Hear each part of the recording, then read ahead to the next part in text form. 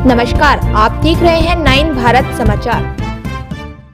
नमस्कार, आप देख रहे हैं 9 भारत समाचार। मैं हूं नेहा राठी। आइए देखते हैं आज की बड़ी खबर। अंकिता भंडारी हत्याकांड में सीबीआई जांच की मांग को लेकर और भाजपा के वीआईपी का नाम उजागर करने को लेकर आज शहर कांग्रेस अध्यक्ष अमित गुप्ता के नेतृत्व में शहीद स्थल झूलाघर पर पुतला दहन एवं प्रदर्शन किया। इस मौके पर दर्जनों कांग्रेसी कार्यकर्ताओं ने अंकिता भंडारी को न्याय दिलाने के लिए सभी से आंदोलन में सहयोग करने की अपील की। शहर कांग्रेस अध्यक्ष अमित गुप्ता ने कहा कि कांग्रेस पार्टी के वरिष्ठ नेता और पार्टी हाईकमान द्वारा निर्देशित किया गया है कि प्रदेश में सभी जगह धरना प्रदर्शन किए जाएं। उन्होंने कहा कि आज जब वीआईपी का नाम उजागर हो रहा है तो भाजपा सरकार इसमें सीबीआई जांच की संतुष्टि क्यों नहीं करती। वरिष्ठ कांग्रेस नेता उपेंद्र थापली ने कहा कि कांग्रेस पार्टी अंकिता हत्याकांड में दोषियों को जब तक सजा नहीं मिलती तब तक प्रदर्शन करती रहेगी। उन्होंने कहा कि आज उत्तराखंड में हमारी बहु बेटियां सुरक्षित नहीं है, इसलिए इस मामले का खुलासा होना आवश्यक है। भारतीय जनता पार्टी का चाल चरित्र चेहरा जो दिखता वो है नहीं। आप ये देखिए कि हमारे उत्तराखंड में जो अंकिता भंडारी हत्याकांड हुआ है उसमें भारतीय जनता पार्टी का बड़ा लीडर उसका नाम उजागर हुआ है और वो किसी आम जनता ने किया, भारतीय जनता पार्टी के विधायक की पत्नी ने किया। सबसे बड़ी बात ये है कि भारतीय जनता पार्टी समाज में सेवा करने के लिए नहीं आई, ये लूटने के लिए आई, ये बलात्कार करने के लिए आई। क्योंकि इसका इतिहास रहा, आप देख लीजिए पूरे देश में, पूरे प्रदेश में, पूरी जगह इन्हीं के नेता, इन्हीं के संगठन मंत्री, इनके विधायक, इनके मंत्री, इनके संत, कथित संत जो बोलते हैं, वो सब बलात्कार में लिप्त पाए गए। और इससे बड़ा कांड क्या होता है कि एक आदमी का नाम खुला है तो आप उसको क्यों नहीं आप उसको गिरफ्तार करते हैं। चलो अगर आप मान लिया आप गिरफ्तार नहीं करते तो आप जाँच कर लो, सीबीआई जाँच कर लो उसकी कि वो लिप्त था या नहीं था। कोई भी आदमी जो जिसने बोला है ये बात वो कोई हल्का आदमी नहीं है, विधायक है और विधायक की पत्नी है, उसके अल्फाज जो है उस पर रिकॉर्ड है। तो मैं यही कहूँगा कि भारतीय जनता पार्टी के जो लोग हैं उनकी कथनी और करनी में बहुत अंतर है। वो एक तरफ नारा देते हैं बेटी बचाओ बेटी पढ़ाओ, लेकिन ये बिल्कुल ठीक इसके उलट है। तो ये लोग थोड़ा सा, मैं यही कहूँगा, क्योंकि आज हमारे स्वर्गीय इंद्र बटोनी जी की 100वीं जयंती भी है और जो पहाड़ के गांधी सीमांत गांधी के नाम से मशहूर है, उन्हीं के आंदोलन पे ये देश, ये प्रदेश जो है आज़ाद हुआ, उन्हीं के आह्वान पे, और ये एक अलग राज्य बना। तो मैं खासकर यहाँ पहाड़ की महिलाओं से, जो हमारी बहुत शांतप्रिय बहनें, हमारी माताएं हैं, उनसे मैं एक आग्रह करना चाहता हूँ कि वो कम से कम ये जो भारतीय जनता पार्टी का जो चाल चेहरा है इसको पढ़ें, समझें और उनकी मीठी मीठी बातों में, और ये जो फर्जी राष्ट्रभक्त जो भक्ति का जो उपदेश देते हैं उसमें ना आए और अपने को, अपने लोगों को, अपनी बेटियों को भारतीय जनता पार्टी के लोगों से बचाएं और उन आदमी को, उस पार्टी को सपोर्ट करें जो पार्टी के हित में, पार्टी के लोगों के हित में बात करता हो। आप हर क्षेत्र में जो है भारतीय जनता पार्टी फेल है, क्योंकि हमारे पास इसके अलावा कहने के लिए कोई मुद्दा है नहीं इस समय।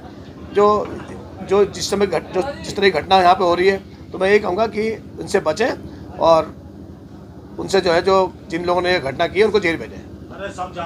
प्रदेश में क्योंकि ये आंदोलन कांग्रेस तो लगातार 2022 से लड़ रही है कि वीआईपी का नाम उजागर करो और अंकिता हत्याकांड के जो दोषी हैं उनको कड़ी से कड़ी सजा मिले।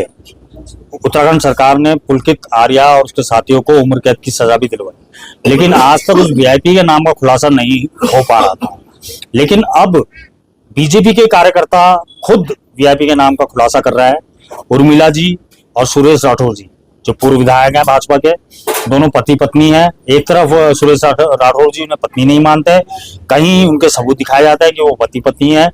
तो ये तो उनकी व्यक्तिगत लड़ाई है कि वो पति पत्नी है या नहीं है, लेकिन उस पति पत्नी की लड़ाई का फायदा जरूर अंकिता हत्याकांड को मिला है। और अंकिता हत्याकांड में जो वीआईपी थे वो उस फोन की जो रिकॉर्डिंग है, उसकी जो ऑडियो क्लिप है, उसमें साफ उनके नाम लिए जा रहे हैं। गट्टू नाम लिया जा रहा है, दुष्यंत गौतम नाम लिया जा रहा है, अजय कुमार नाम लिया जा रहा है।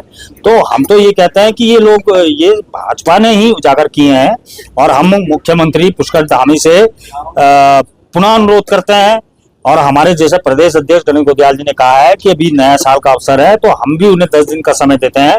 अगर 5 जनवरी तक सीबीआई जांच इस मामले को लेकर अब भी गठित नहीं होती और जो आरोपी हैं उनको कड़ी से कड़ी सजा नहीं मिलती, तो कांग्रेस पूरी लामबंद होगी आंदोलन के लिए।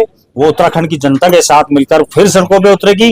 और जब तक अंकिता हत्याकांड के अंतिम आरोपी को भी कड़ी से कड़ी सजा नहीं मिलती, तब तक यह आंदोलन जारी रहेगा। मैं ये भी आपका ध्यान दिलाना चाहूंगा कि पूरे प्रदेश में जब से भाजपा सरकार बनी है, महिला अपराध लगातार बढ़ रहे हैं और महिला अपराधों में लगातार भाजपा के ही नेता उसमें शामिल नजर आ रहे हैं, जिनके मामलों को दबा दिया जा रहा है। कहीं उनकी जिला पंचायत सदस्य, उनकी बेटी मिलकर सेक्स रैकेट चलाते हैं, कहीं उनके ब्लॉक अध्यक्ष नाबालिग के साथ दुष्कर्म करते हैं। तो कब तक भाजपा के इन जो चेहरे हैं, जो लोग महिला अपराध को बढ़ा रहे हैं, उनको कब तक संरक्षण देती रहेगी, कब उन पर कार्रवाई होगी? मैं धामी जी आपसे ये भी कहना चाहूंगा कि भाजपा कांग्रेस पार्टी छोड़कर अपराधी को आपराधिक नजर से देखा जाना चाहिए और अपराधी के खिलाफ सख्त से सख्त कार्रवाई कर उत्तराखंड जो देवभूमि कहलाती है उसमें एक उदाहरण देना चाहिए कि इस उत्तराखंड में अगर कोई किसी की बहू बेटी की तरफ देखेगा तो उसके खिलाफ कड़ी से कड़ी कार्रवाई की जाएगी। ऐसा संदेश आपको पूरे उत्तराखंड में देना होगा। कितनी तुच्छ राजनीति पर उतर आई है। हरीश रावत को एक तरफ वो बेरोजगार बताता है, एक तरफ हरीश रावत से ही इतना भय है कि बार बार चाहे 17 का चुनाव हो, तब एक जुमला छोड़ दिया भाजपा ने कि हरीश रावत जी ने बोला है जुम्मे में मुसलमानों की छुट्टी की जाएगी। 22 का चुनाव आया, तब बोल दिया हरीश रावत जी ने कि मुस्लिम लीग यूनिवर्सिटी की स्थापना होगी। अरे भाई, कौन सा गजट नोटिफिकेशन पारित किया है हरीश रावत जी ने 17 में कि जुम्मे में छुट्टी दी जाएगी? कौन सा गजट नोटिफिकेशन, कौन सा उन्होंने घोषणा पत्र दिया था कि मुस्लिम यूनिवर्सिटी की? कब तक झूठे जुमलों पर आप लोग राजनीति करेंगे? कब तक कांग्रेस के नेताओं पर आप राजनीति करेंगे?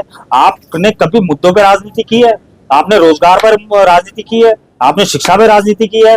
आपने चिकित्सा पे राजनीति की है? आपने पलायन पे राजनीति की है? आपने सिर्फ नेहरू, इंदिरा गांधी, राहुल गांधी, हिंदू मुस्लिम, राम मंदिर, इन मुद्दों को लेकर आपने हमेशा लड़ाई लड़ी है। आपने कभी भी धरातल के मुद्दों को लेकर, चाहे वो पूरा देश स्तर हो, चाहे प्रदेश स्तर हो, चाहे हमारा यहाँ का स्थानीय स्तर हो, कभी भी आपने धरातल के मुद्दों को लेकर कोई लड़ाई नहीं लड़ी है। आपके पास कोई मुद्दा नहीं है। आप मुद्दा विहीन पार्टी हैं।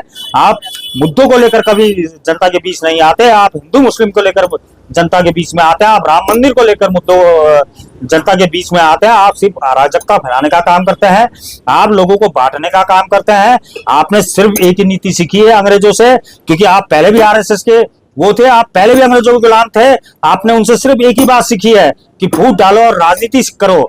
आज आपने हर जगह वही काम कर रहे हैं कि आप सिर्फ पूरे हिंदुस्तान में फूट डालकर राजनीति करने का काम कर रहे हैं।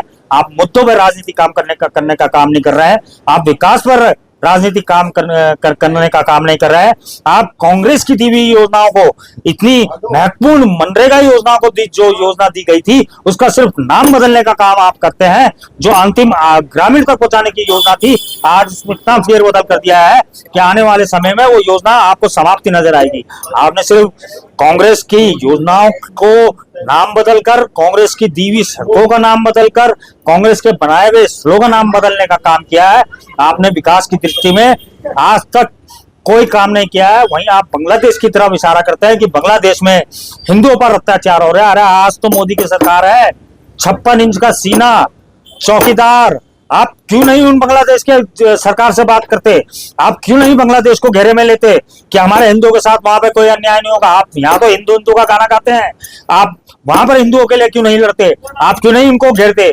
आप क्यों नहीं उन पर अटैक करते? अगर आज इंदिरा गांधी जी जिंदा होती तो आज बांग्लादेश जैसा जो पिस्सू देश है उसको 1 मिनट में वो मिटाने का काम करती। आप में तो वो भी हिम्मत नहीं है, वो जज्बा में नहीं है काम करने का।